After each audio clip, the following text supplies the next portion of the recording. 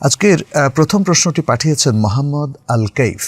মোহাম্মদ আল কাইফ তিনি বলেছেন, তাফসিরে ইবনে আব্বাস কতটুকু গ্রহণযোগ্য তাফসির?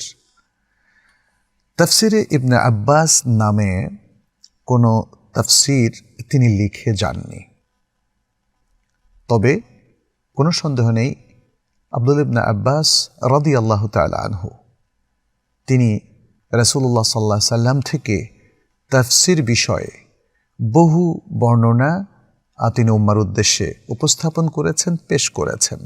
আমরা তাহলে আজকের আপনার এই প্রশ্নের উত্তরে দুটো বিষয় নিয়ে কথা বলবো। এক, ইবনে আব্বাস রাদিয়াল্লাহু তাআলা আনহু মুফাসসির হিসাবে তার গ্রহণযোগ্যতা, সাহাবাদের কাছে তার মর্যাদা এবং উম্মার কাছে তার যে বিশাল পজিশন সেটা নিয়ে। আর দ্বিতীয় হচ্ছে বাজারে তাফসির ইবনে আব্বাস নামে যে তাফসিরটি আছে সেটির গ্রহণযোগ্যতা কতটুকু। আর এরপর আরেকটা বিষয় আমরা বলবো, সেটা হচ্ছে তাহলে ইবনে আব্বাস রাদিয়াল্লাহু তাআলা আনহুর তাফসির আমরা কিভাবে জানবো, কোত্থেকে সংগ্রহ করব। প্রথমে আসা যাক সাহাবা রিদওয়ানুল্লাহি আলাইহিম আজমাইন, তাদের সবার মধ্যে আব্দুল্লাহ ইবনে আব্বাস রাদিয়াল্লাহু তাআলা আনহুমা তিনি একটা বিশেষ মর্যাদা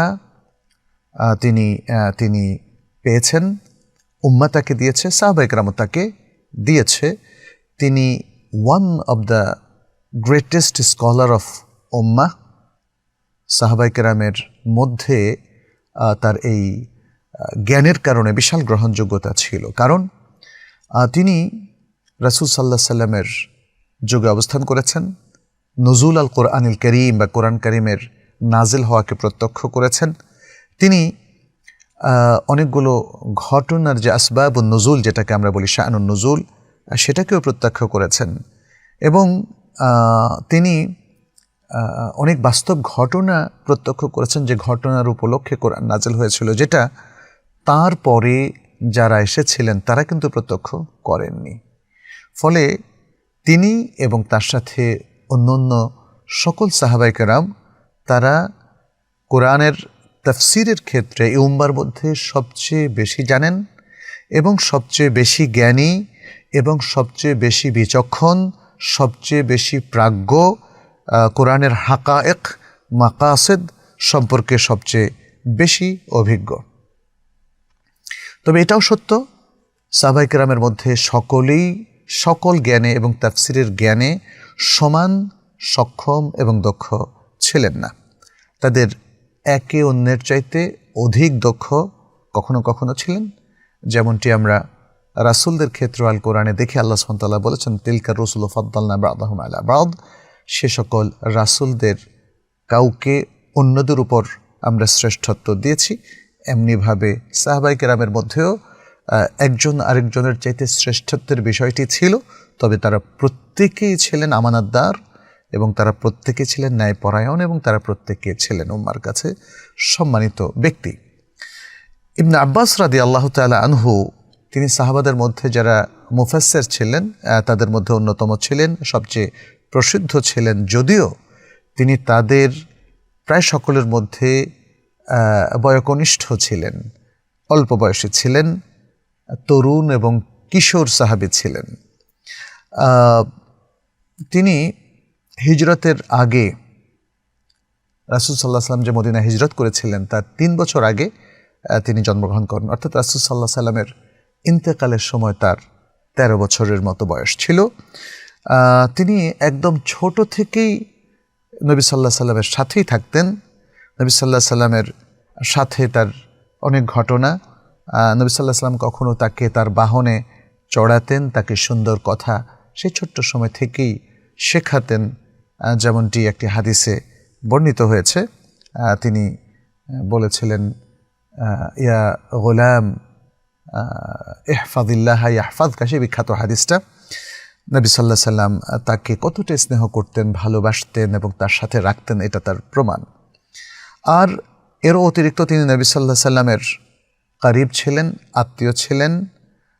তার স্ত্রী মাইমুনা রাদিয়াল্লাহু তাআলা আনহার দিক থেকে তার কারাবত ছিল, অর্থাৎ তার আত্মীয়তা ছিল। ইবনে আব্বাস রাদিয়াল্লাহু তাআলা আনহু শুধু নবী সাল্লাল্লাহু আলাইহি সাল্লামের সাথেই যে সবসময় থাকতেন, তার মুলাজামাত করেছেন এমনটি নয়, বরং তিনি বড় বড় সাহাবাদের সাথেও ছিলেন, যেমন আবু বকর রাদিয়াল্লাহু তাআলা আনহু, ওমর রাদিয়াল্লাহু তাআলা আনহু। তিনি যেমনটি রাসূল সাল্লাল্লাহু আলাইহি সাল্লামের কাছ থেকে ইলম নিয়েছেন, তেমনটি বড় বড় সাহাবাদের কাছ থেকেও তিনি ইলম নিয়েছেন। পরবর্তীতেও তিনি তাদের কাছ থেকে ইলম নিয়েছেন, যেটা ছোট্ট সময়ে হয়তো তিনি রাসূল সাল্লাল্লাহু আলাইহি ওয়াসাল্লামের কাছে নিতে পারেননি। অর্থাৎ তিনি রাসূল সাল্লাল্লাহু আলাইহি ওয়াসাল্লামের কাছ থেকে জানিয়েছেন, তার অতিরিক্ত আরও অনেক কিছু পরবর্তীতে বড় বড় সাহাবাদের কাছ থেকেও নিয়েছেন। ফলে সকলেই, উলামায়ে কেরামের সকলেই, এমনকি সাহাবায়ে কেরামও তার জ্ঞানের যে গভীরতা, জ্ঞানের যে প্রশস্ততা, তার যে বিচক্ষণ এসব কিছু, বিচক্ষণতা, এসব কিছুর পক্ষে তারা সাক্ষ্য দিয়েছেন, সার্টিফাই করেছেন। এমনকি আমাদের উলামায়ে কেরাম সালাফের মধ্যে অনেকেই তাকে অনেকগুলো উপাধি দিয়েছেন, লাকাব দিয়েছেন। এবং এই লাকাবের মধ্যে কিছু লাকাব তো আমরা হাদিসের মধ্যেও পাই। যেমন তাকে বলা হয়েছে আল বাহার, বাহারুল উলুম, বাহার বলা হচ্ছে, হেবর বলা হচ্ছে, তারজুমানুল কোরআন।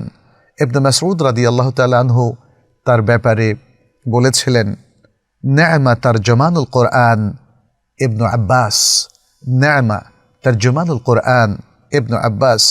কোরআনের মুতারজম হিসাবে, মুফাসসির হিসাবে ইবনু আব্বাস কতই না উত্তম। এই হাদিসটি ইমাম হাকিম তার আল মুস্তাদরাক গ্রন্থে বর্ণনা করেছেন।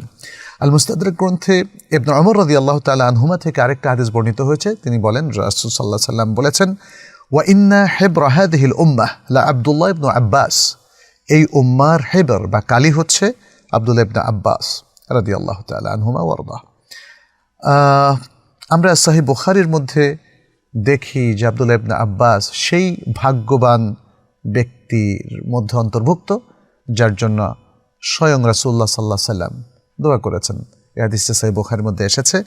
নবী সাল্লাল্লাহু আলাইহি সাল্লাম বলেন, আল্লাহুম্মা ফাক্কিহহু ফিদ্দীন, আল্লাহুম্মা ফাক্কিহহু ফিদ্দীন, হে আল্লাহ তাকে দ্বীনের গভীর জ্ঞান দান করুন। এবং মুসনাদ ইমাম আহমদের মধ্যে এই কথাটা এভাবে বর্ণনা করা হয়েছে, তিনি বলেছেন মানে ফাক্কিহু ফিদ্দীন এবং ওয়া আল্লিমহু আত-তা'ওয়িল, এবং তাকে তা'ওয়িল তথা তাফসীরুল কোরআনের জ্ঞানও দান করুন। ওমর ইবনুল খাত্তাব রাদিয়াল্লাহু তাআলা আনহু তিনি ছিলেন অত্যন্ত বিচক্ষণ সাহাবীদের একজন, আমিরুল মুমিনিন, খুলাফায়ে রাশিদিনের মধ্যে দ্বিতীয় খলিফা। তিনি আব্দুল্লাহ ইবনে আব্বাসকে তার মাজলিসে খুব কাছাকাছি বসাতেন এবং তিনি যে কোনো বিষয়ে আব্দুল্লাহ ইবনে আব্বাসের মতামত জানতে চাইতেন এবং তার ইলমটা নিতেন, অর্থাৎ তার মতামত, তিনি কি জানেন, তার কি ইত্যাদি।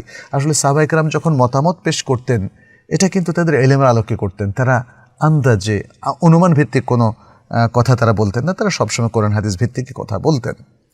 আচ্ছা, আর ইবনু আব্বাস রাদিয়াল্লাহু তাআলা আনহুর তাফসীরকে যদি আমরা সামনে রাখি, যেগুলো আমরা বিভিন্ন তাফসীর গ্রন্থে পাই, যেমন তাফসীর তাবারির মধ্যে, তাফসীর ইবনু কাসীরের মধ্যে, তারপরে ইমাম যাহাবীর মানে তাফসীর বিষয়ক যত মতামত আছে সেখানেও ইবনু আব্বাসের অনেক বর্ণনা আছে।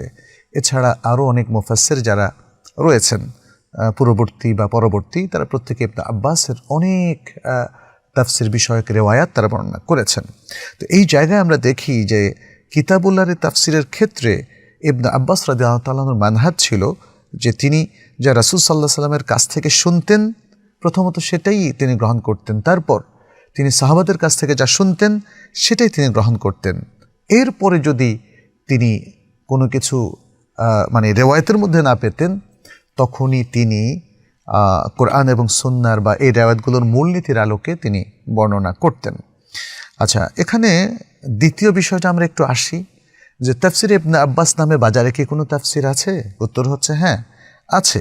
তানভীরুল মাকাবিস, তানভীর আল মাকাউইস, তানভীর ওয়াও দিয়ে তানভীরুল মাকাউইস, এই বইটি ইবনে আব্বাসের দিকে নিসবত করা হয় এবং এটি মিশরে বেশ কয়েকবার প্রিন্ট করা হয়। কিন্তু এ সম্পর্কে বিশুদ্ধ কথা হচ্ছে এটি মূলত ইবনে আব্বাস রাদিয়াল্লাহু তাআলা আনহুর কাছ থেকে সংকলিত কোনো তাফসির নয়। এ প্রসঙ্গে ইমাম শাফি রাহমাহুল্লাহ বলেন, লাম ইয়াথবুত আন ইবনে আব্বাস ফি তাফসিরি ইল্লা শাবিহ বিমিআতি হাদিস। তিনি বলছেন যে ইবনে আব্বাস রাদিয়াল্লাহু তাআলা আনহুর কাছ থেকে কোনো তাফসির কোনো কিছু সাব্যস্ত হয়নি, অর্থাৎ গ্রন্থ আকারে কোনো তাফসির সাব্যস্ত হয়নি, তবে 100-এর মতো হাদিস আছে। এটা ইমাম শাফির মত। তবে আমরা হয়তো ইবনে আব্বাস রাদিয়াল্লাহু তাআলা আনহুর তাফসির সব কিছু যদি আমাদের যে কুতুবুত তুরাত ক্লাসিক্যাল বিভিন্ন বই আছে সেখান থেকে যদি জোগাড় করি তাহলে দেখা যাবে যে আরও অনেক বেশি। এবং এই কাজটা পরবর্তীতে অনেকে করেছেন যে ইবনে আব্বাস রাদিয়াল্লাহু তাআলা আনহু থেকে যে তাফসিরের রিওয়ায়াতগুলো শুদ্ধ, সেটা তাফসিরে তাবারির মধ্যে পাওয়া যাক, বা তাফসির কুরতুবির মধ্যে পাওয়া যাক, বা তাফসির ইবনে কাসিরের মধ্যে পাওয়া যাক, বা অন্য গ্রহণযোগ্য অন্য যে কোনো তাফসিরের মধ্যে পাওয়া যাক, সেগুলোকে একসাথ করে অনেকেই বর্তমান যুগে অনেকে সংকলন করেছেন, অনেক গবেষক এই কাজটা করেছেন, সেটা হতে পারে। তবে এই যে তাফসিরটা তানওয়ীরুল মাকাবিস, এটা শুদ্ধ নয়। তাহলে আমরা তৃতীয় বিষয়টাও কিন্তু বলে ফেললাম, সেটা হচ্ছে যে ইবনে আব্বাসের তাফসিরটা তাহলে কোথায় পাবো? সেটা আমরা বিভিন্ন বইতে পাবো, আর এখন যারা নতুন করে ওই বইগুলো থেকে সংকলন করেছেন সেখানে আমরা পেতে পারি। আচ্ছা, এরপর আমরা দ্বিতীয় প্রশ্ন চলে যাচ্ছি।